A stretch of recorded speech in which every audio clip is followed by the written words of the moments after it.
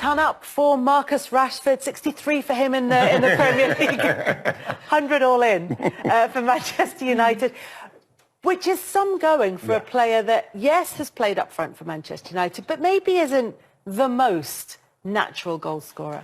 Yeah, I think it's an unbelievable achievement for him, especially as somebody who's had to come through that academy.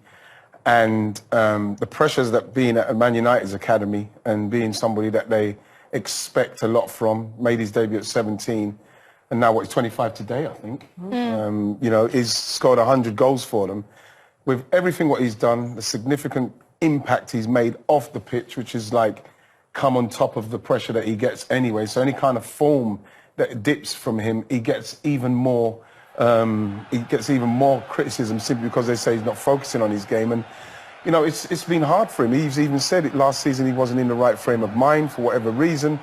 And you know, it seems like he's slowly getting back there to where he wants to be, you know, just playing football and doing the best he can and scoring goals, you know. And it's really hard for him because you always find that it's very feast or famine with him. They either, oh, Marcus is back, we love him so much, or he's playing badly, oh, leave him out of the English squad. It really does, it must be very, how can you say, tiring for him, you know?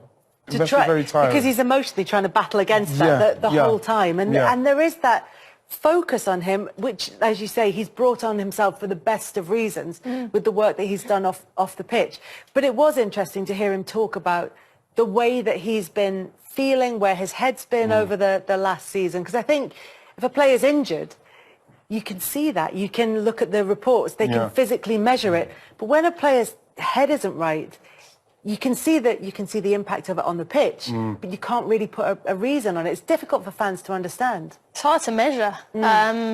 And one we obviously we don't want to measure. We want them to always be happy and healthy. But I think for Rashford, I think the way I saw it, and you can disagree, but when a young player bursts onto the scene, I think they're forgiven for any great stuff and any bad stuff. You know, mistakes on the pitch. They're young, they're raw, they're talented. Well, you did that, didn't you? Yeah, and then you kind of go through that period then where you're like, they think that you're older than you are, and then your experience. But for Marcus Rashford, you look at the managers that he's had, I bet you none of them coached him. They're all so results focused. You see this young talented lad come through, he's young, we were expecting so much from him, then he does brilliant stuff off the pitch, but yet we've never, I wonder, have they nurtured him to really kick on another gear and educate him and coach him, because all the managers are like, it's Man United, we need results, we need to win. And we've forgotten about this human that needs a young player that constantly is nurturing, and you have to find your own way, and I bet you in that he's had to figure it out. And now he's at a point now where he's in a good environment, he looks happy. Looks like he's got a coach that might do that as well. And all of a sudden we've got, wow, Marcus Rashford's back. But did we actually help him in that period? Did we just let him figure it out? I don't know. I'm just saying from my experience that that for me is a most difficult period in your career because there's such expectations.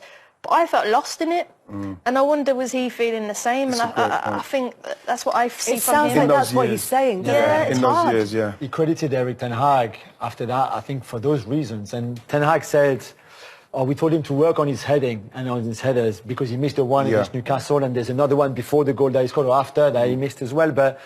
And now this is paying off. And I think where your point is perfect is, like, I think previous manager didn't tell him, oh, you should do this and let's work on this. Let's go together on the training ground, or you go with one of my assistants and you're going to focus for half an hour, 45 minutes just on hitting the ball that way, or doing that movement, or doing that call or that run.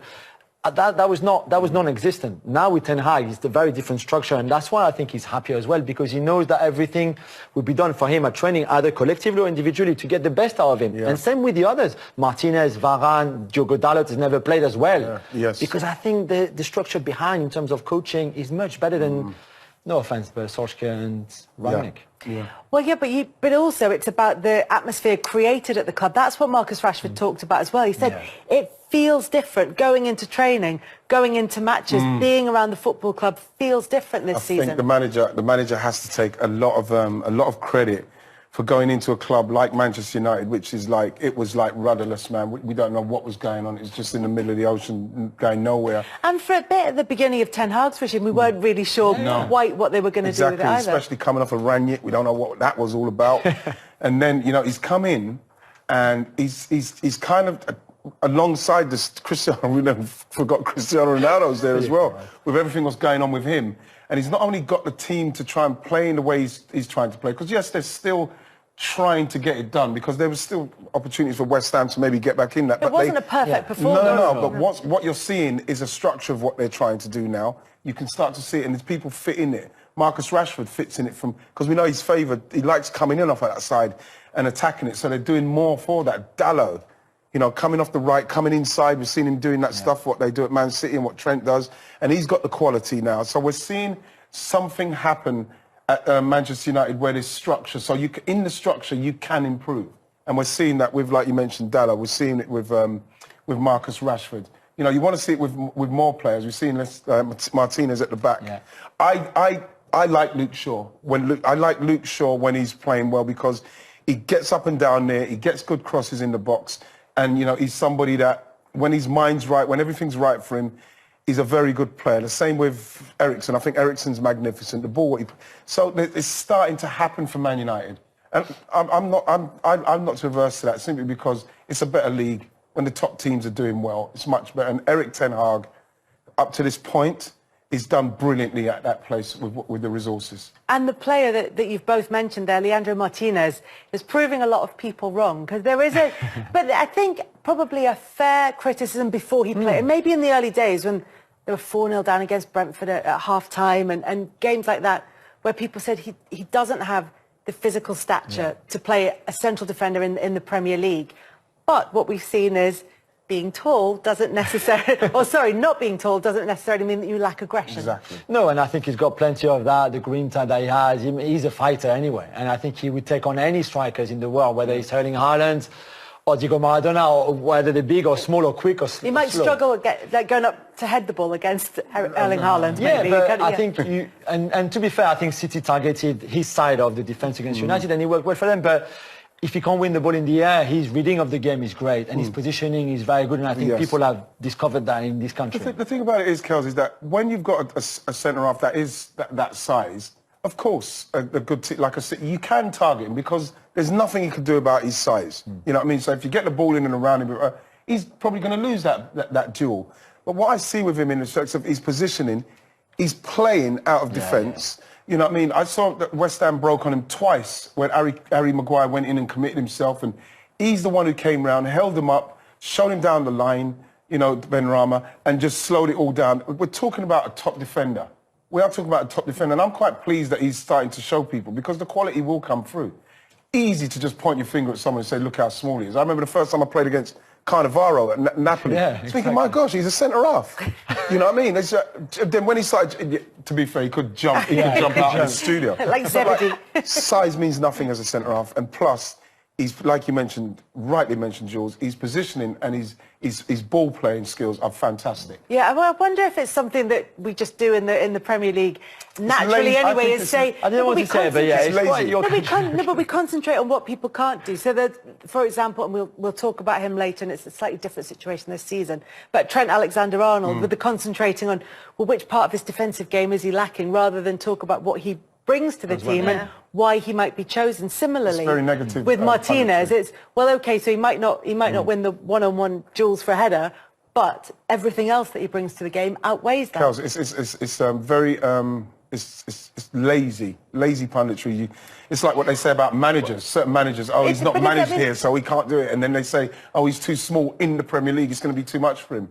But it's a genuine question to ask, though. I mean, it would be remiss not to say before he came in, he's not tall enough, so will he be able to, for example, go... Because there are a lot... We're not used to it, though, are we? Probably there's only been a few, and probably that's probably what we're not familiar with, and it didn't help probably the Brentford game or the teams that do go after that, and then he's gone, there it is, it's highlighted that area, but he's a great technician. That's why he can play holding midfield as well. He can bring the ball out from the back. As you said, sometimes what you're lacking one thing, you have to make up in other areas. So his intelligence is second to none. For all we know, they might be doing that, Kels. They might be playing him there until maybe someone else comes in and then move him into the defensive midfield role. You never know what he's going. But at the moment, playing as centre-half, I don't think he's doing badly at all. I think he's doing very well, in fact. Might be hard next to Casemiro though, right? Yes. Player. Two together, maybe. Wow. Yeah, you never know. You know, He's they an could play two. They played Fred and McTominay for long enough. So I'm I'd sure love they could that, play Casemiro and Martinez. Casemiro Martinez, an upgrade on Fred and McTominay. Just a little, I think. I'd say just a little one. Yeah. But Casemiro, as you say, Oh my has God, been love him. fantastic. Took a while for him to actually start games for Manchester United, but now he has. I think like he just embedded him really well. Just didn't put him right in at the deep end. Got him in, got him feeling it, seeing the system and everything. He just made such a difference. I remember watching him in the Champions League. Sorry, Kelly. Watching him in the Champions League final. He was just how he reads the game, his positional sense, and you're thinking, oh, they've signed a player you probably wouldn't give a certain age a long contract or put so much. He's just an absolute joke. How he orchestrates everything, protects, and you know, you talk about Martinez, but when you've got him in front to give him that protection as well, and for me, he's been a game changer. There's also sometimes a question mark about, you know, if a team like Real Madrid or a big team lets somebody go, then maybe they're not quite at the top of their game. But we saw that even the reaction to scoring the equaliser against Chelsea was so intense. This is not a player who's, you know, coasting towards the end of his career. This is a player who the fire in him is still very much lit. It's a winner.